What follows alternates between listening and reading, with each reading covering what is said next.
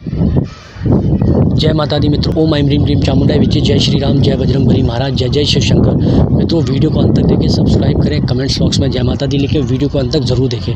मित्रों, आज मैं आपको माँ तारा देवी के आपको मंत्र भी बताऊंगा, उनके गोपनीय रहस्य भी बताऊंगा। मित्रों, उनके रहस्य तो उनके रूप के रहस्य इतने बड़े हैं कि मैं अगर 1 साल तक 1 घंटे का रोज़ वीडियो बनाऊँ ना, तो भी उनके रहस्य ख़त्म नहीं होंगे। लेकिन मेरे से जितना हो सके, जितना हो सकता है, मैं आपके सामने उन रहस्यों को प्रस्तुत करूँगा। तो मित्रों, माँ तारा देवी जो है वो 10 महाविद्याओं में द्वितीय महाविद्या है, वो आप सभी जानते हैं। हम माँ तारा को एक जटा, उग्र तारा, सौम्य तारा, कामाक्षी, एक जटा, पता नहीं कितने नामों से जानते हैं। इनके जो भैरव हैं, अशोक भैरव हैं। 10 महाविद्याओं को आप वैदिक विधि से सिद्ध नहीं कर सकते हो, आप उनको तांत्रोक्त विधि से ही सिद्ध कर सकते हो। उसके लिए चाहिए प्रचंड गुरु। गुरु वशिष्ठ, जो श्री राम के जो गुरु थे, गुरु वशिष्ठ, उन्होंने भी वैदिक विधि से पहले किया था, लेकिन उनसे हो नहीं पाया था। उनके गुरु ने बताया था कि इनको आप तांत्रोक्त विधि से कीजिए। तब गुरु वशिष्ठ ने उनको तांत्रोक्त विधि से ही इनको सिद्ध किया था। और उस समय पूरी पृथ्वी पर इन्होंने ही ज्ञान का प्रकाश फैलाया, क्योंकि इनके अंदर 1000 सरस्वती की ताकत होती है, यानी एक नील सरस्वती बनती है। तो इनको इसलिए नील तारा भी कहते हैं। और इन्हीं के अंदर ये ताकत है कि पूरे ब्रह्मांड में ज्ञान का प्रकाश फैलाना। अब मैं इनके कुछ गोपनीय रहस्य बताता हूँ। गर्भवती महिला जो होती है, अगर इनकी उपासक है माँ तारा की, तो उनकी जो संतान होगी, चाहे बालक है, चाहे बालक हो, चाहे बालिका हो, वो ललित कलाओं से परिपूर्ण होगी। इसमें कोई दो राय नहीं मित्रों, ललित कलाओं से परिपूर्ण होगी। इनके जो साधक होते हैं माँ तारा के, इनके साधक चाहे वो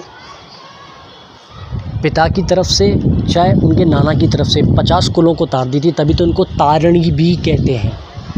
माँ तारा को तारिणी भी कहते हैं। इसीलिए ही कहते हैं कि आपके जो पिता की तरफ से और जो नाना की तरफ से जो कुल है, जो पीढ़ियाँ चलती है, ये 50 पीढ़ियाँ तक को ये तार देती हैं। इनकी उपासना से धन धान्य ये तो बढ़ता ही है, लेकिन साथ में माँ तारा थोड़ा वैराग्य देती है, थोड़ा सा वैराग्य देती है। और जैसे माता महाकाली, वो तो अनियंत्रण शक्ति है, वो ज़्यादा वैराग्य देती हैं। लेकिन माँ तारा थोड़ा वैराग्य देती है, लेकिन धन धान्य, ज़मीन जायदाद, ये सब कुछ देती है। इनकी उपासना से ये सब आपको मिलता है। और ये तो आपको पता ही है कि 1000 सरस्वती के बराबर एक नील तारा बनती है, यानी कि नील सरस्वती। तो जो ज्ञान का जो मेन जो स्रोत है, वो नील सरस्वती ही है। इनकी उपासना से तेज बुद्धि, कुशाग्र बुद्धि होती है, और संगीत कलाओं में, गायन कलाओं में निपुण होता है, एकदम फर्स्ट क्लास, कोई दो राय नहीं है इसके अंदर। और घातक से घातक रोग भी आपको छू नहीं सकता, अगर आप माँ तारा को या नील तारा को आप पूजते हैं। अगर कोई होगा तो वो रहेगा नहीं रोग, और संतान विकृत पैदा नहीं होगी कभी आप में। अगर कोई विकृत है तो वो तुरंत ठीक होगा। और परिवार कभी बिखरता नहीं इनकी साधना से। इनके जो उपासक होते हैं, इनके जो साधक होते हैं, उनसे कभी परिवार बिखरता नहीं। अगर बिखरेगा परिवार तो वो तुरंत वापस आ जाएगा। आजकल जैसा देखा नहीं ना आपने, आपस में 2 भाइयों की, 3 भाइयों की, 4 भाइयों की आपस में पटती नहीं है। कोई अलग अलग मकान लेके अलग अलग जीवन यापन करते हैं। माँ के जो साधक होते हैं माँ तारा के, उनके यहाँ ऐसा नहीं होता है। उनका परिवार कभी बिखरता नहीं है, हमेशा एक साथ रहता है, एकजुट रहता है। तभी तो एक जटा कहते हैं इनको। और जो बिखर चुका है वो वापस आ जाता है। ये सबसे बड़ी उपलब्धि होती है। और माँ तारा की साधना से प्रबल योग बनते हैं धन धान्य के और आभूषणों की, सोना की। जो सोना होता है, स्वर्ण, ये प्रबल योग बनते हैं। जो माँ के साधक होते हैं उन्हें स्वर्ण की प्राप्ति होती है, धन धान्य की प्राप्ति होती है। ये एक अकाट्य सत्य है। जब भगवान शिव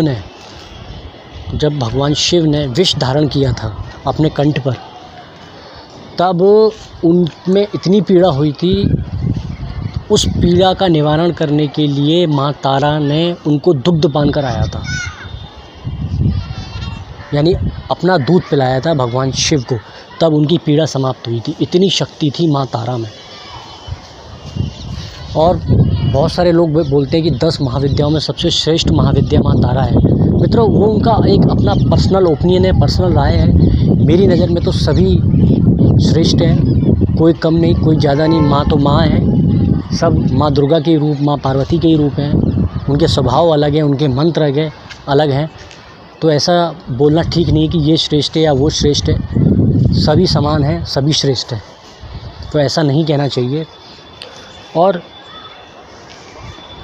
जिस प्रकार भगवान शिव की पीड़ा इन्होंने हरी थी माँ तारा ने, उसी प्रकार ये साधकों की भी पीड़ा हरने में ज़बरदस्त सक्षम है, ज़बरदस्त। ये साधक को कभी किसी प्रकार की पीड़ा नहीं होने देती हैं। और माँ तारा, इनका जो मेन निवास स्थान होता है वो शमशान में होता है, क्योंकि देखो मित्रों, महाकाली का ही अंश है माँ तारा। इनका जो नीला रंग होने की वजह से इनको नील तारा भी कहते हैं। ये शव पर बैठी हुई, बागंबर ओढ़ी हुई और गले में मुंडों की माला पहनी हुई, ये इनका स्वरूप है। तो ये इनका स्थान जो होता है वो शमशान में होता है। आपको सबको, गृहस्थों को सबको करनी चाहिए माँ की पूजा, माँ तारा की, लेकिन गुरु के सानिध्य में।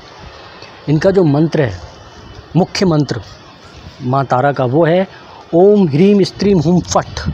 ओम ह्रीम स्त्रीम हुम फट। इसकी प्रतिदिन 12 माला होती हैं, प्रतिदिन 12 माला। जो माला जो होती है वो एक ब्लू कलर के, जो नीले कलर के कांच की जो माला होती है ना, उनसे ही इनका जाप होता है। इनकी जो दिशा होती है वो होती है अग्निकोण। अग्निकोण का मतलब बिल्कुल आकाश, सीधा। लेकिन आप गुरु के सानिध्य में करें और गुरु से पूछकर ही करें, क्योंकि हर एक बीज अक्षर में एक एक लाख परमाणु बम की शक्ति होती है। तो बिना गुरु के साधना को ना करें, नहीं तो कुछ भी दिक्कत आ सकती है, पागल हो सकते हैं, मृत्यु हो सकती है।